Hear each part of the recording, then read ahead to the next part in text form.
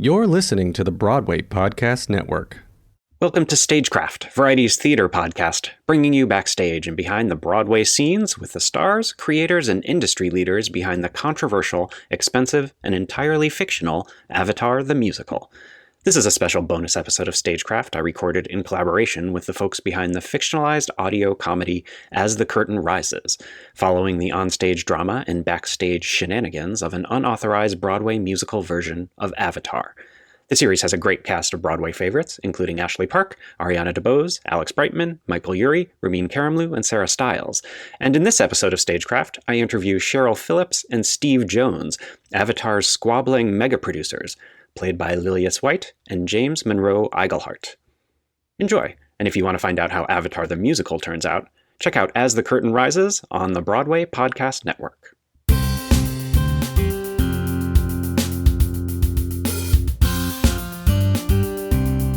Welcome to Stagecraft, Variety's theater podcast, bringing you backstage and behind the scenes with the stars, creators, and industry leaders behind Broadway's biggest hits.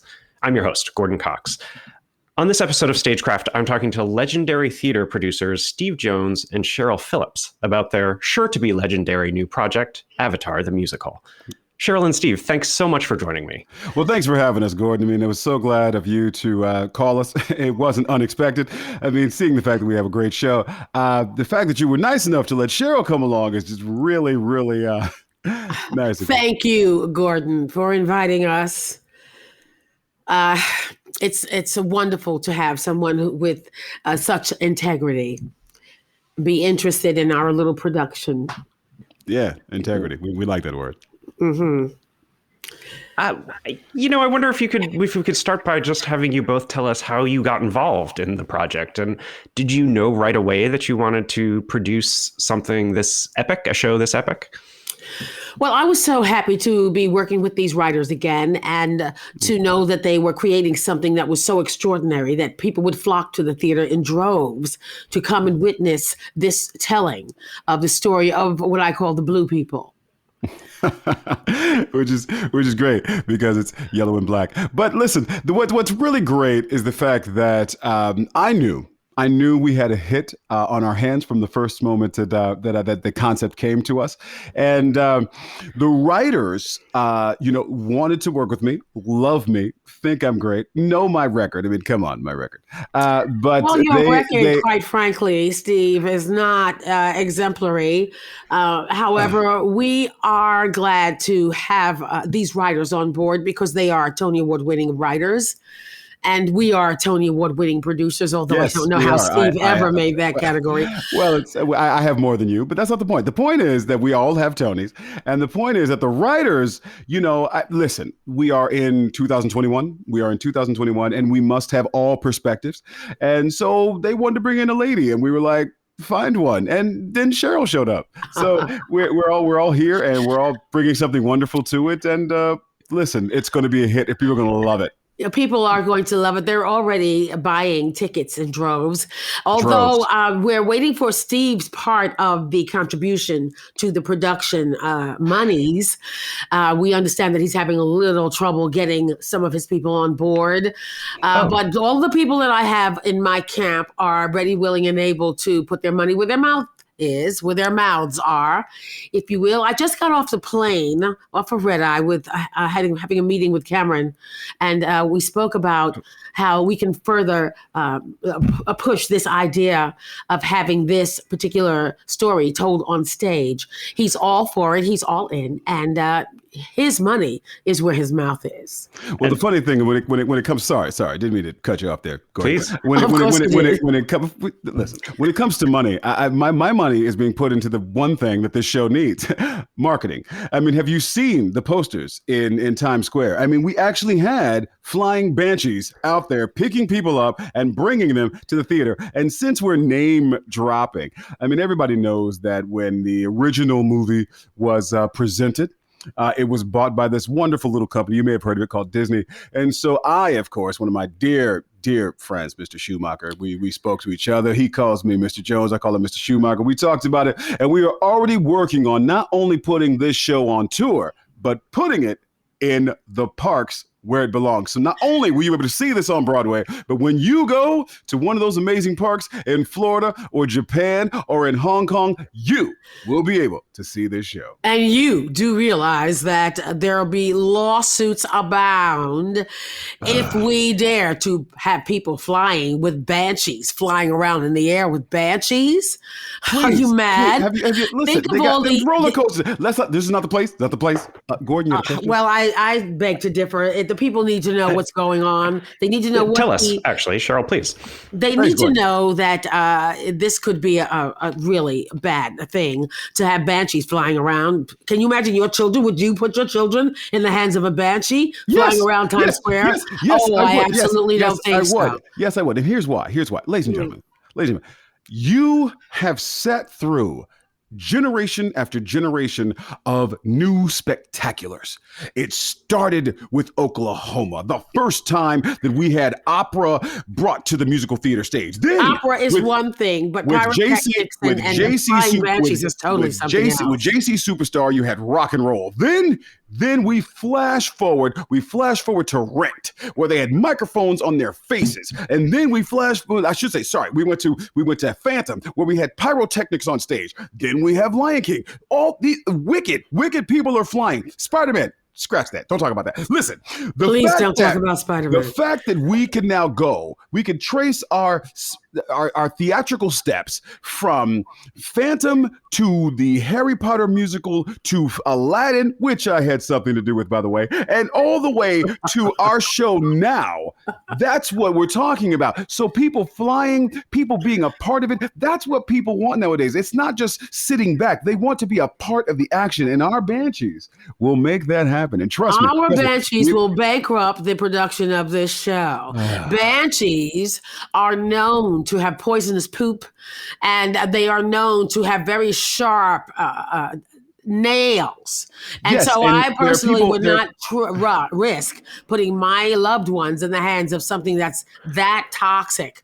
But we're not going to carry your loved ones. There's no way those banshees will get close to your loved ones. We're talking about the wonderful, normal families that come see a show. Well, maybe then we should have all of your loved ones being carried around and flown around by banshees. They already are. My limos are about to be replaced by just flying banshees. Trust me. When I come through opening night, I can't wait for them to pick you up and drop you in the middle of Central Park. It's going to be fantastic. In pieces. Safely. Yes. You know, all this discussion about what a spectacle this is going to be, there's a lot of talk. You did mention Spider-Man Turn Off the Dark, and I feel like people in the community are talking about the fact that Avatar could replace Spider-Man Turn Off the Dark as the most expensive musical ever made. Is that true? And how hard is it to keep the budget under control for something? It's one of those things where you have to really be on your game, and your people, your accountants, your managers, knowing where all the money is going. And you have to hope that you don't have someone like Steve Jones, who's been known to abscond with the funds. Ladies and gentlemen, you and Gordon, and I say ladies and gentlemen, and I use this, loosely for, this wonderful lady here. I had, in my early career as a producer, a couple of moments.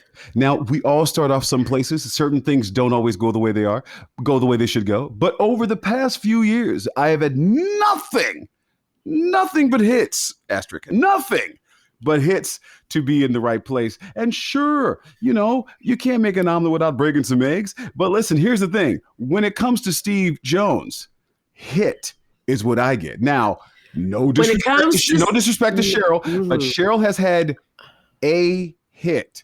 Most of them are mediocre things, which is why I brought her on board. So her camp. Excuse me, but you were brought on board by Cheryl Phillips. Let's get the information correct. Cheryl Phillips was here first. I brought the star. I brought the writers, my dear. I brought the writers, and without the writers, you don't have a show. But the writers knew they could not get Avatar without me. That's not true. I brought the director. I brought the star. You bogarted yourself into this situation. I brought the star. Well, we'll see about that. I've been speaking to Cameron Diaz as well about replacing your star. Well, you can talk to Cameron. Listen, the problem is we all know, and this is we should finally get this out of the way.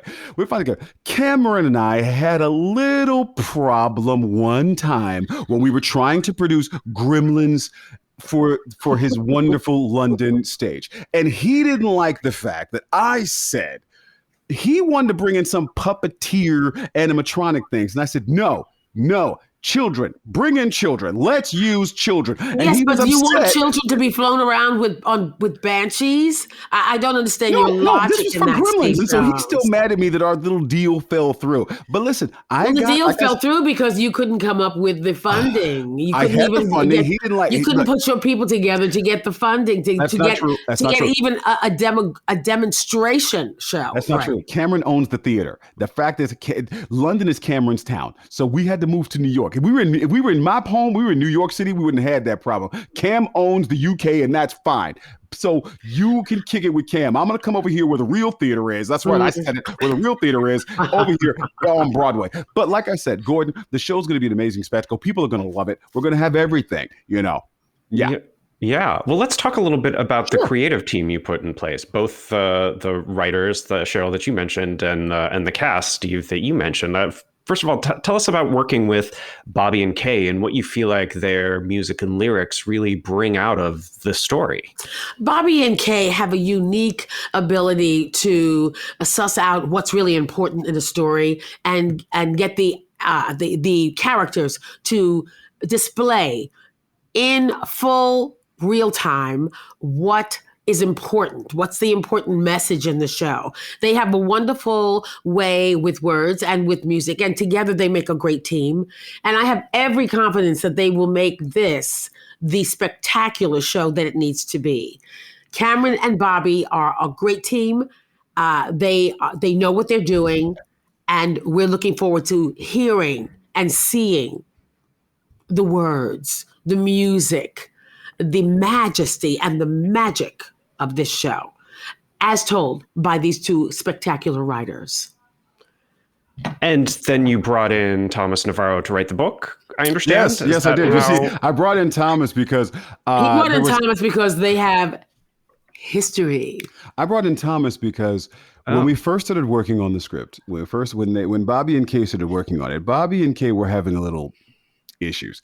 And the script wasn't that strong. The songs were good, but the story itself wasn't where it needed to be. So I brought in Thomas, and Thomas fixed it. And now their little Trump variant is great. The three of them have come up with a great story, and everybody's loving it. But thanks to Thomas stepping in to doctor the script the way it needed to be doctored. Sometimes you need to bring in help, and Thomas is there to doctor himself. It's hard. It's hard. Put a wedge between the writers. That is all. There is no wedge between the writers if the writers put a wedge between themselves. But Thomas is trouble. He's trouble. He's really not that proficient. Bobby is very happy with Thomas being there. Oh, well, I'm sure Bobby is, because they had history, as you and Tommy have had history. Tommy's been around, if you know what I mean. But Tommy's written some wonderful things. He's written some wonderful things, but none of them have charted on Billboard charts, and none of them have Grammys, or none of them have any kind of awards. No. Tommy's just written some Pulitzer's things. He's just written some great novels. He just worked for companies like, I don't know, DC Comics. He's worked for some companies like Simon and Schuster. Reads comics anymore? Did you say who reads comics? Just because you don't know what's going on in the world right now. People don't read comics anymore. They're looking at cartoons. Children are looking at TV and videos. Thomas stepped in because he understood the world that we were trying to build of Avatar, and he helped Bobby and Kay, and they are so grateful for it. Especially they are not entirely happy with it. It's caused a lot of dissension. But anyway, Tommy's he's maybe. I'm so glad that you're putting our family laundry all on public. Well, honey, it's already public. It's already public. Everybody knows about you. What were you going to say, Gordon?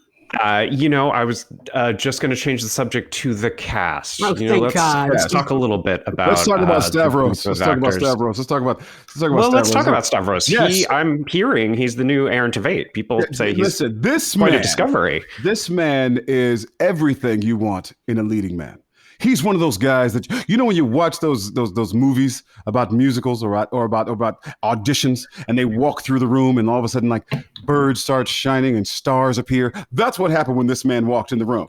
Even this one, who can't even be moved by a set of abs, was moved by this man. Is that you? You mean you? How dare you? It doesn't take a set of abs to move you, darling. We all know that.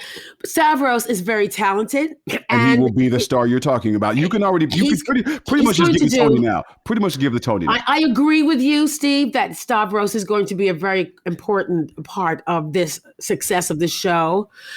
He was kind of overlooked by his girlfriend, and so we almost didn't have Stavros. But I'm very glad that it worked out, that he was able to display his talent and his and it was my greatness. decision. It was my decision to hire him. We were looking for a leading man, couldn't find one, and Stavros walked in and said, "That's the guy." Stavros was a shoo-in. And also, that's what happens when you're the lead producer. You can make that decision.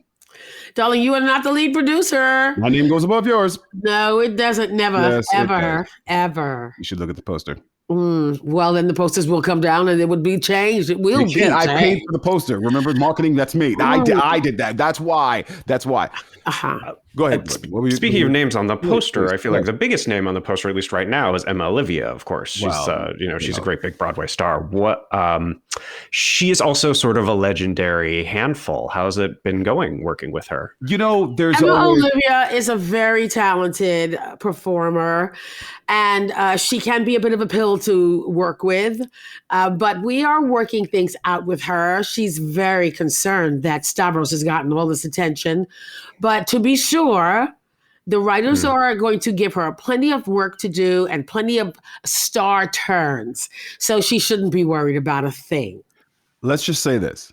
When the 11 o'clock number rolls around, you will never, ever forget about the woman that we're talking about right now.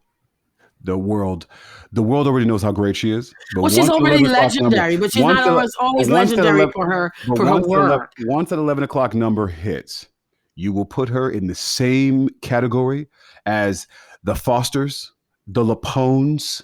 You will put her in the same category as the McDonald's, as LaShawns. You will put her in the same category. You will never put her in the category of someone like a Lilius White, for instance. Well, no, she does not have that versatility, and she does not have that capability. We never said that we would put her in Lilius White's category. That's a whole different thing. Lilius White is a freaking legend. We're talking about everything from Disney to Tonys to television. You cannot put a person in the category with Lilius White. But this is true. Can I finally tell the story? However, Cheryl is mad. Cheryl brings up.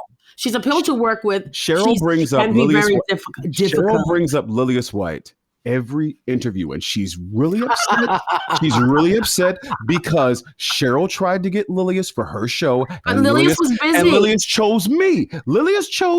Oh, that will never happen. Lilius and I have known each other for years. Yes, and she's my friend. And Cheryl and Lilius had an issue with a man. We won't discuss it. Cheryl doesn't want to discuss it, and that's why Lilius doesn't do our shows. But she keeps trying to kiss up to Lilius to make Lilius feel good. Lilius is never going to do your show, and you need to really just get over it. You are really hilarious. Okay, you're very, very, very well mistaken. Oh my God. Lilius White has nothing to do with this conversation. I'm just comparing. I did bring it up because I want you to know that the person that you're speaking of is not in the category of all of those people. No. She's good, but she's difficult to work with, and that becomes a problem when it's time to put the show on and to get it running consistently, and to have people in the seats who are not worried about her not showing up. She's going to show up. She's going to be there. When the lights turn on, you will see her. When the lights turn on, you will see our leading man. And when the lights turn off and the curtain comes down, you will see a standing ovation, nothing but applause. And I guarantee you, every review will be positive. Well, if you pay for them, they will be. That's true. Yes. Speaking of opening night, which is what you get after, which is where reviews come from. You have some pretty big plans for opening night. I'm told. Tell us about. It sounds like you're transforming Times Square. Give us some details. I am. I went to see the Cursed Child musical. And they had, the first show ended and they took us to this little, hotel, and it was beautifully done. After the show, we went back to the same place and it was magically changed.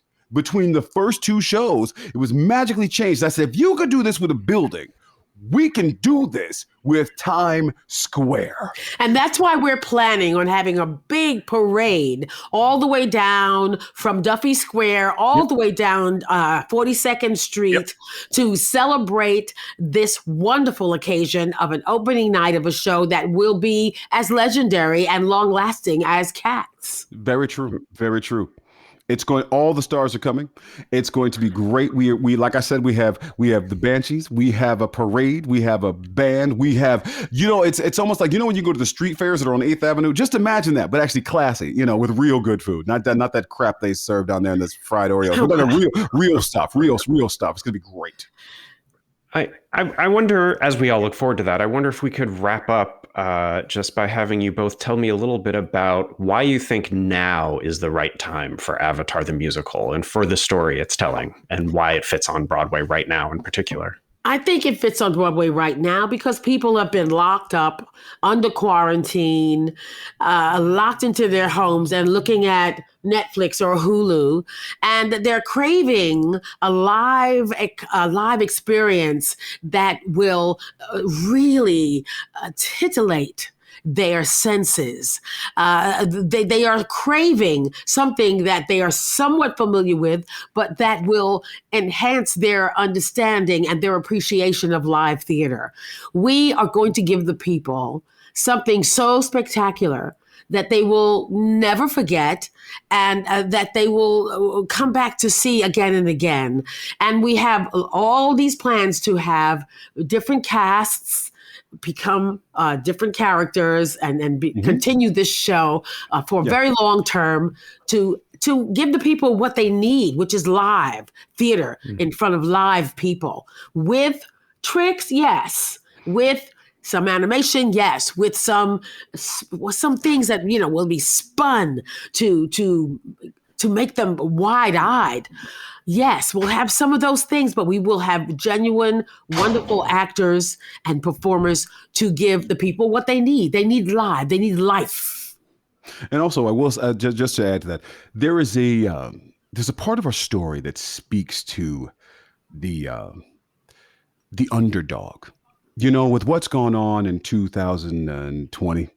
With all the things that all the different causes that have come through, with people protesting, with people feeling that they're not being heard from different sections of the world. This show does that. What's happening in Avatar, our lead character is also going through that, is also fighting through that, trying to be heard, trying not to be misrepresented, trying to show that they not only have a voice, but they're a person and they need to be heard. And not only heard, but respected. And so when people who are going through what they're going through all of this time see this story, they're going to say, that's me. They're going to say, I feel that. I get where this is going. And then when it's all said and done, and the curtain comes down and the parade comes out and people see it, we have a grand marshal for the parade.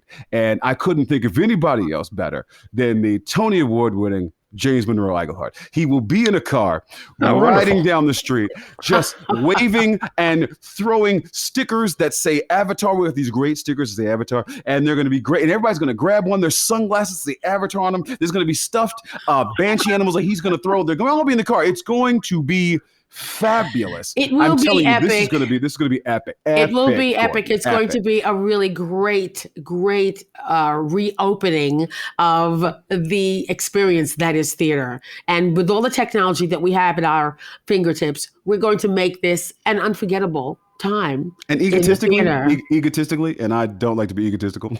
Oh no, never. Egotistically, never I am really looking forward to the look on Jeffrey Sellers' face with his mega hit Hamilton, when he finally feels what it's like to be number 2?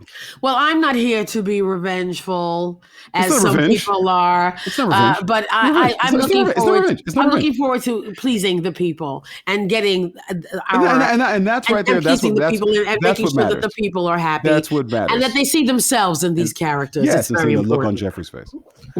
Well, I can't wait to see the show and the look on Jeffrey's face and whose name will be on top on the poster. Thank you both so much for being here.